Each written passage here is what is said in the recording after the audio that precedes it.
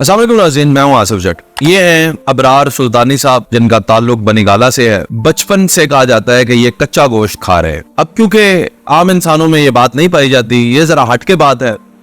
कम लोग ऐसे होते हैं, हजारों में एक आध कोई ऐसा शख्स होता है जो कच्चा गोश्त खा सकता है।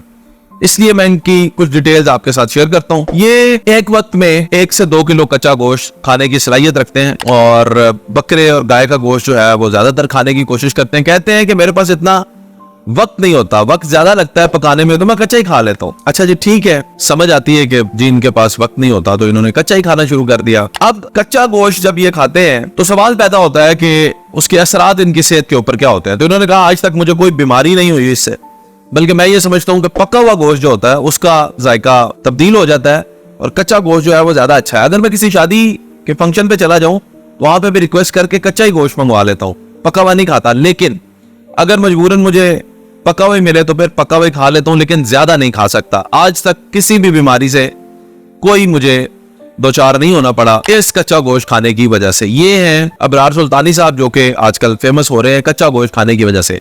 अब सवाल पैदा होता है कि क्या आपने इससे मुतासिर होना है?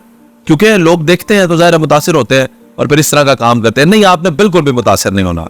तहकीक करने के बाद मुझे ये पता चला है कि इनकी एक दफा शर्त लगी थी और उन्होंने एक मोबाइल फोन जीत लिया था। शर्त थी मोबाइल फोन की, कच्चा गोश्त खाना है। 1 किलो कच्चा गोश्त ये खा गए। उसके बाद इन्होंने इसको कमर्शियल कर दिया है।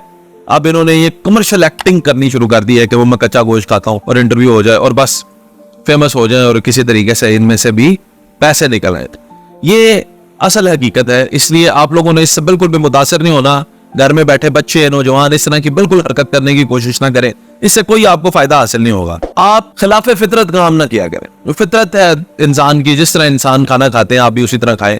इस तरह करने से कोई आप हीरो नहीं बनेंगे और ना ही ये हीरो है। तो मुतासिर होना है या नहीं आपको पता चल गया कि बिल्कुल भी मुतासिर नहीं होना। इस तरह का काम करना है। वीडियो आप देख रहे हैं तो क्या इस तरह का काम आप कर सकते हैं? बिल्कुल भी नहीं। इस तरह की वीडियोस बनाने की भी जरूरत नहीं है। ना ये खुद मकबूल है, ना इस तरह का काम करके आप मकबूल हो सकते हैं। ये 4 दिन की चढ़ाई होती है, उसके बाद इंसान नीचे गिर जाता है। एक एक्ट या एक इस तरह का काम करने से आप नेशनल हीरो नहीं बन जाते। वो कॉज कुछ और होते हैं, वो बातें कुछ और होती हैं। तो आजकल अवाम को मशहूर होने का शौक है, इस तरह के काम करके लोग मशहूर होते हैं। लेकिन मेरी रिकमेंडेशन ये है कि आप लोग इस तरह के काम करके मशहूर ना हो। आहिस्ता इस सीढ़ी पे चढ़ें अगर आपको मशहूर होने का शौक है, और फिर आप देर बाद उस सीढ़ी के ऊपर रह सकेंगे।